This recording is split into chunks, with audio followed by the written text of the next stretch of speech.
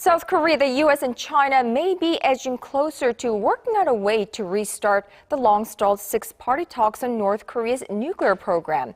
Now, this is according to Seoul's nuclear envoy, who is now in Washington for talks with his U.S. counterpart. Arirang News Choi You-sun starts us off. This latest visit to Washington by South Korea's chief nuclear envoy has many wondering if it could offer a turning point for the long-stalled six-party talks to denuclearize North Korea.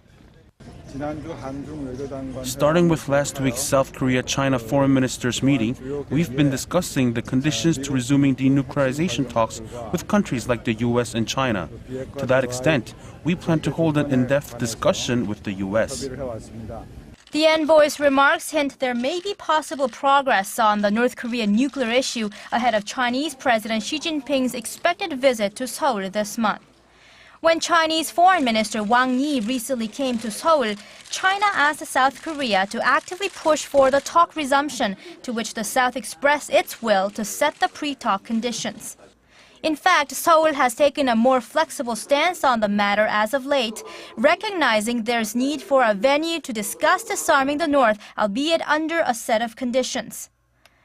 The South Korean negotiator in Washington said this is because the regime conducted 3 nuclear tests, 2 of which took place since the talks were suspended 5 years ago.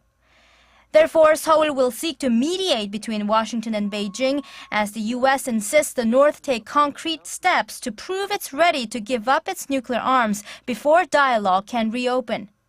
Japan recently agreed to lift sanctions if the North reopens a probe into the abduction of Japanese nationals is another issue of concern. When their nuclear envoys meet Monday, Seoul and Washington are expected to agree that Tokyo should remain committed to the 3 parties' cooperation on resolving the North Korean nuclear issue. Choi You-sun, Arirang News.